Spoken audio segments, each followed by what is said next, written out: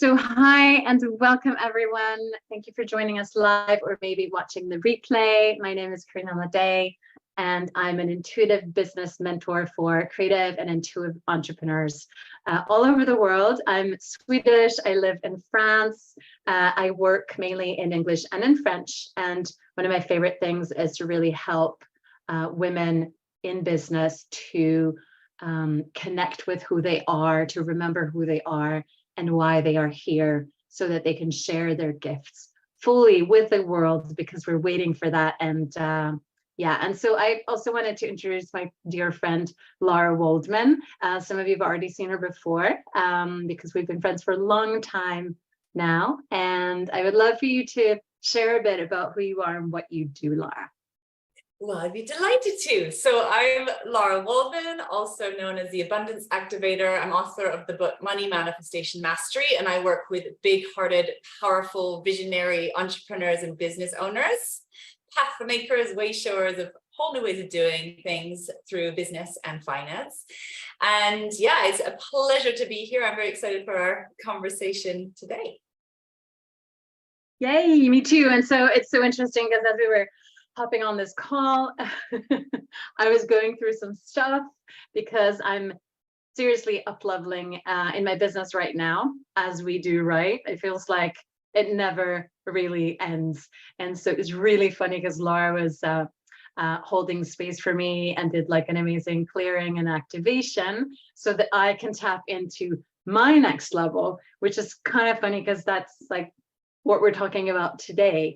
And one of the things that we wanted to chat about is how to create space for your next level vision. Because if you're, a working, pretty busy, probably entrepreneur, busy maybe with your business, busy with your life, and maybe things are going quite well, but then it's so important to also create a space to download that next level, because otherwise we just keep doing the same things we've already done, getting the same results. And so what Lara and I wanted to explore together with you, and you're of course welcome to share any insights, ask questions, and join our conversation, is like, how do you make that happen and where do we start? So do you want to share a bit about like, how do we start with this creating space, Lara? Yeah, well, I think the first thing to talk about is actually why we avoid taking space, why we don't take space. Karina and I are both space holders. That's what we do for transformational work, for healing work, and for next level. It's one of our gifts and superpowers. But what's really interesting to me is, why we don't do that and why we avoid creating space, because it sounds great. Like, why wouldn't I create space for my next level vision and my next level of, my great dream life and consciously creating what I want and desire? And I think one of the symptoms that I see a lot for, particularly for my clients who are business owners and entrepreneurs, is just busyness. I'm just too busy. So for me, that's one of like the really big signs. I'm too busy. There's not enough time running around. I've got too much to do. There's not enough time for space, right? And so that's really hard to argue with, because yeah, you are busy and you are too busy and there isn't time. And so you just keep going in, like you're saying, probably like a pretty okay life, and so you maybe create some great results, and why upset the apple cart? And we just kind of keep doing what we do and doing what we know.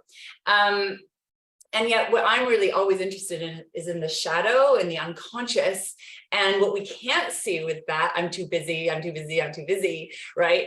My question is always like, what are we avoiding? Like, why aren't we creating space for something that's incredibly powerful, incredibly effective, and life-changing in the best ways?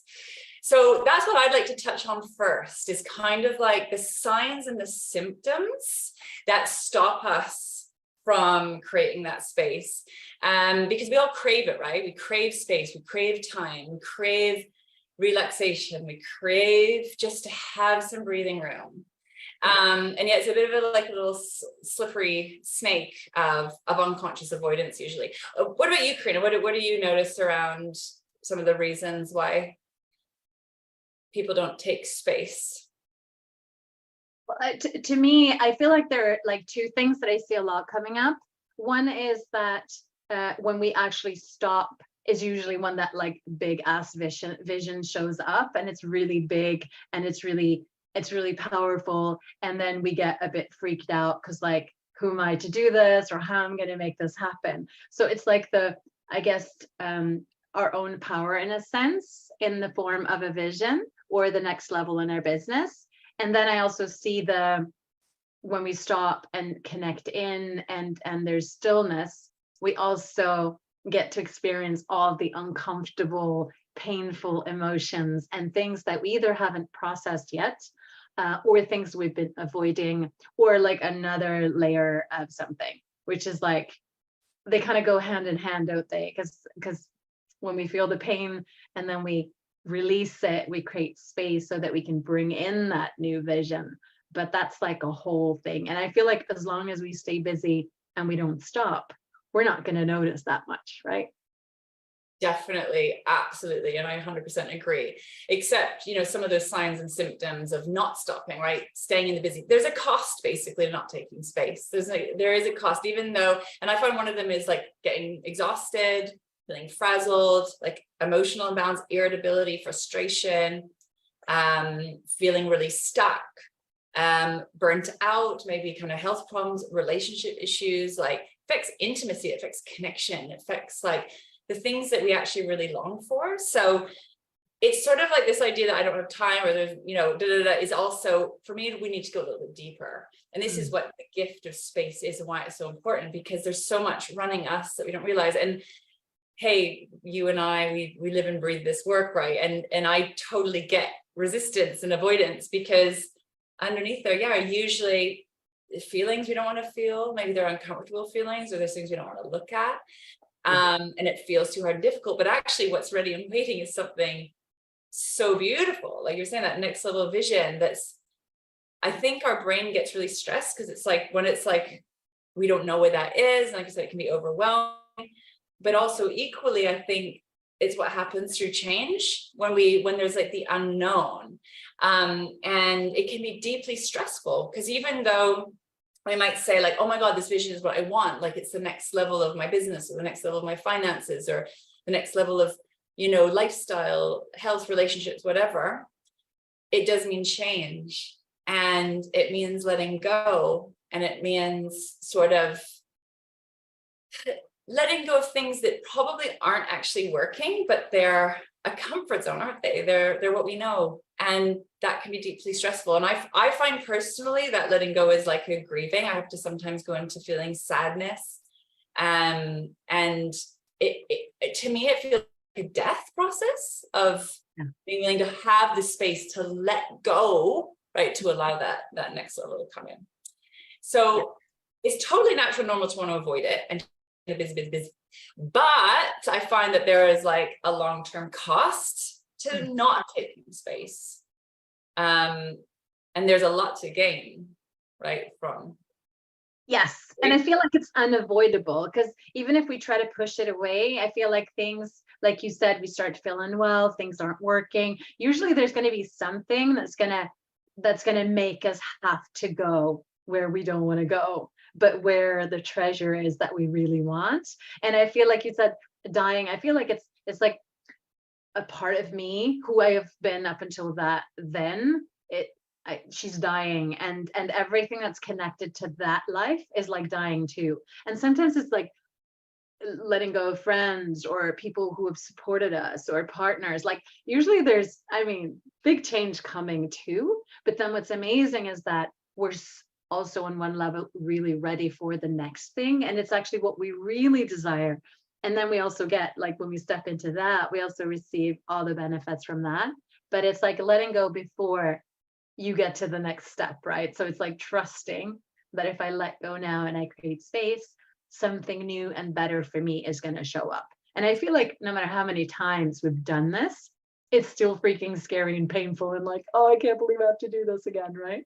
No, it is really true. Like the only thing I would say now is I've learned to trust that process and not fight it. It always feels horrendous. Like it just doesn't feel good going through change and going through the unknown. but I've just learned to like know what it is and to lean in, because I know that the cost of not creating space is too high. For me, it's usually burnout and ill health, or like, and things just stop flowing. I stop being in that creative flow. And things just start feeling hard and heavy and like not so enjoyable. I'm like, okay, I'm looking for more fun ways to do things. So so that's it. So that we wanted to talk about kind of why people avoid taking space, because it's a very simple thing. I think, the technical side of it, of, creating that next level vision and creating space for it, is actually a really simple thing conceptually, but we make it really hard in terms of like avoiding it, I think. Yes. And I feel like also once we do stop, then we get the clarity, right? We see what's coming up, what we need to let go of. We see what's holding us back. And we also see what it is that is like there for us and what the next step is. And so I find that once we get out of that kind of push pull, I don't want to go, but I kind of want to be there anyway. Once we stop and then we get clarity on the situation, it's so much easier to then like move forward. And I guess that's where we want to be, right? Because I feel like the more we resist, the longer that time period is, right? Of the going back and forth and not really being in the flow and maybe not enjoying our lives. But then I feel like when the clarity's there, it usually feels a little bit better, because then usually you know what you have to do, right? And whether you want to or not, it's kind of there, right? Exactly. It's like the fog lifts, the clouds parts, and suddenly you can see. Yeah, absolutely. And what I've found usually is once you get rid of the resistance and you actually just show up the space and you finally surrender and let go, it's like this huge relief as you release. And then this new energy rises, because actually avoiding actually takes a lot of energy. Hiding, and hiding from and running away from actually takes a lot of energy. So when you let go, then there's a surge of clarity. It is a surge of energy. It's like a surge of life force energy that comes that allows that clarity, right? And then we're like, and it's sort of all here. And it's usually, I don't know about you, but I usually find it's more simple, more straightforward, and less dramatic. And my mind, right? It's like, oh, it's just that. Okay, here we go. All the dramas before. And once you get out of that, you're like, what the heck? And then, oh, okay, I know what I'm doing. Yeah, I know. It's always so much simpler. And it's interesting how everything feels so real no matter what phase you're in. Like when it's clear, you're like, I don't know why I got so upset, and this is so simple. But before you were like, on the floor crying. Clarity is the best. And then do you have like, so because we talk a lot about like creating space, stepping away from our businesses, stepping away from like ordinary life in order to fully receive this vision and like the map forward. Do you have any like favorite ways that you use to create the space? Because we have to like choose it, right? It doesn't just happen when we're done with everything else. I feel like we also need to like plan it and make it happen and create like a safe container to do that. Yeah, good point. It is actually a discipline and a practice that needs to be carved out. So I call it sacred space and creating conscious space. And so, now it's, kind of part of my routine, but making sure there's time in my week, time in my day. Ideally, I'm creating little mini short bursts of that every day. I really feel the difference if I don't. So making sure, and I usually just start the day with some kind of space. For not doing, for undoing, and try to do it again, later in the day at some point in terms of rest and restoration, recharging and recalibrating. Because there's a lot that happens in the day that we process a lot in that space too, right? Yeah. So that's what I do. I just have to make sure I have like short bursts of like, let's say a daily routine. And then I also make sure that I have spaces for longer stretches where I like block out my diary, block out my calendar. Where I just completely switch off at certain points in the year as well. How about you? What do you do? I do it like daily or every two or 3 days or so, where I have like some time to like connect in with. I find it actually pretty hard to do that when I'm like at home, because I find like I always find excuses. So for me, I've had like actually plan to like get away. Usually I'll like rent a space up a mountain somewhere where I have not that much connection, like internet connection. And then I take like 2 days, sometimes 3 days off, and I just like connect with nature. And I just usually I don't do the stuff I think I will do when I go. But I feel like it's really just a time for me where I have nothing else to do. And it really helps me not to be home, not to be like in my daily life. And I like going to like an isolated place where nature is really present. That's something, yeah, I love that. Oh yeah, that is luxurious retreat spaces. Right. Amazing, amazing. So we also talked about, because we were talking about the power of space and then the clarity that comes from creating that space. And we also wanted to talk about support. The support that's required. Do you want to talk a little bit about that, Karina? Yeah, I feel like support is super important because I think that we're often super self-reliant. I know that I am, and it's taken me a long time to ask for support. But I feel like we can only do so much for ourselves and see so much for ourselves. So I love calling in support. And I feel like it's such a big part of the next level is maybe new support, more support, support in a different way. Like that is definitely one of the bigger parts of it.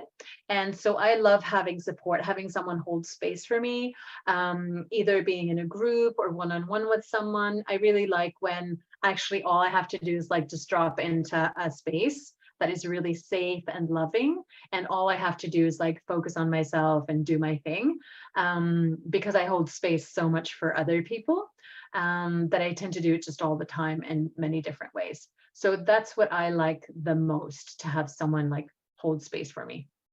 How about you? Yes.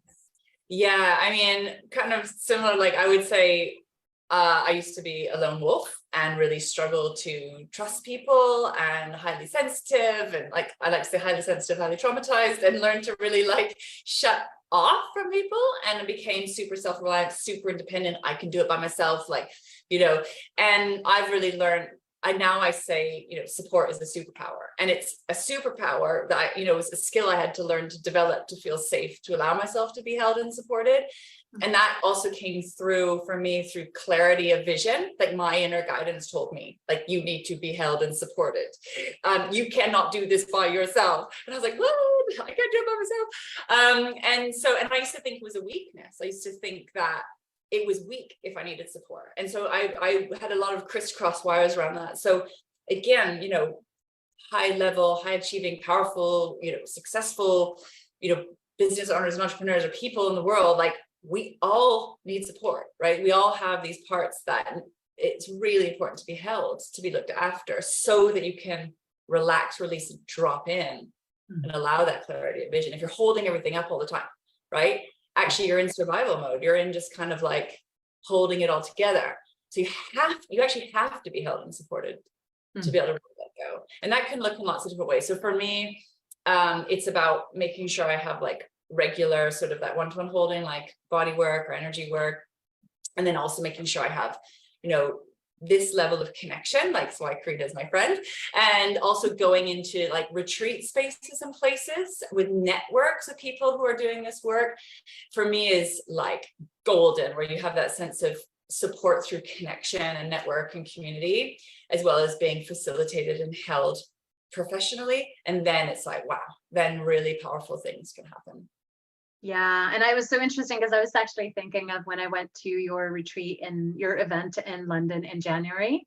And I mean, the moment I stepped on the train, so I live in the south of France, I took the train to London, spent a few days there, and went to your 2-day event. And like the whole journey was like sacred time for me. Like it was just amazing, just from being in movement. I love taking the train. I love daydreaming. I love, the ideas you get when you're like in a new environment, you're moving, you're discovering, you're kind of super curious and open in a way that it's not always easy to do that in everyday life, when we're in a surrounding that we already know. And the whole thing was just like inspiration, support, new ideas. I felt so energized, and then of course the event was awesome, and meeting great people, and just all the conversations and the things that kind of simmer like when I got home, I had so many ideas for what I wanted to do in my business. I had like so much clarity, and I think it's so important. And I don't feel like I can get that in any other way than to like step away from my life and be somewhere else. Yeah. So I think that's really awesome. Yeah, exactly. And it's also very awesome that you're going to be hosting a very special event in a very beautiful part of the world. Would you like to tell us about the gorgeous retreat that you're hosting? Because obviously, we also create what we need and want too, right? We like to hold space for our dream worlds. So what have you been cooking up, Karina? Because it looks pretty beautiful what you've got on offer. Thank you. Yes, totally. I mean, basically, I created my dream retreat. Like, I was like, what would I love to experience? And that's what I created. So, September 16 to 23rd, I've found a beautiful stone house in Provence, like beautifully renovated. It's so pretty. So many like attentions to details, a beautiful garden, there's like a pool, and we're right in the middle of Provence areas that I would love to explore with the women who are joining me. And so it's a mix of, so basically it's like a week of slowing down, tuning in, plenty of time to like be, to journal, to write, to like daydream, to meditate. We're going to get massages. I'll be holding space and doing like meditations and clearings and activations. A lot of connections with the land as well, because it's very, very magical area. And I've been there a few times now, like connecting with different places and letting my guidance like guide me to where I need to go. And so I found some really beautiful spaces that I can't wait to share with the women who are joining us. And the women who've signed up so far are amazing. And so it's like an application process. So we have a conversation, I check in, and we both check in if it's right fit. So like they are super dreamy. And it's going to be like a lot of like nurturing as well. So my husband's going to cook amazing French food. We're going to go out, eat a couple of times. There's going to be plenty of space to also like be inspired, whether it's inspired by nature, inspired by when you have time, either alone or with others, you also receive inspiration. We're going to see an amazing art exhibition as well in a really magical place. There's going to be some connections as well around Mary Magdalene, because she also spent apparently the rest of her life in this cave up in the mountains in Provence. And I've been there a few times too, and I really wanted to bring these women to this place because it's it's just really powerful and magical and beautiful space. And so really connecting in with that sacred feminine wisdom, because I feel like we so easily get busy caring for others, whether it's in our business or our lives. Like we have so much that we're invested in and so many other people we care about. And this is really going to be a week like for you, slowing down, enjoying life, and really receiving inspiration and pleasure and like just time and space to be. And I feel like the French are really, really good at that, especially in the south of France, where like they really take the time to like eat for a long time, to just really enjoy life. And I mean, I've met a lot of entrepreneurs the last few years in my business. And I feel like we're often so driven, right? We have so much going on and we're so self-reliant and we're like on. And so this is really an invitation to step into another rhythm and another way of life, really. So I'm super excited to share also the part of France that I love the most and the part of the French lifestyle that I really love. And then of course they're going to get like, it's different when you travel with someone who lives in the country, who speaks the language, because I feel like, I don't know if it's particular for France, but anyway, you always get like better treatment. You find like the really, really cool spots and the magical places. And that's something I really love when I travel to another country, is to be shown like all the secret magical spots as well. So yeah, so there is still spaces left if anyone wants to join us. It starts on September 16th. And yeah, it's just going to be so freaking magical. Beautiful. And so what they, if anyone's interested, they click on the link below this video and then get on a call with you. You can find out the details, get on a call with you, and then if it's the right fit, oui, madame. Yes, exactly. Yes, you can book a 20-minute call with me and we talk about the details. You can ask me questions, like no strings attached at all, and just explore if it's a good fit. So there's like plenty of information, lots of beautiful photos on my website. So definitely check that out. And if you want to come, I would love to have you. I feel like it's so important for us to give ourselves that, I feel, because this isn't like, it's not really like a business retreat, but when you have like that much time to yourself to connect in with who you are and your purpose, I feel like what we received in those spaces, that always like radiates out into my business because it's like part of my purpose. So I think it's so important to start with us. 100%. And you're recharged, refueled, reignited, re-inspired.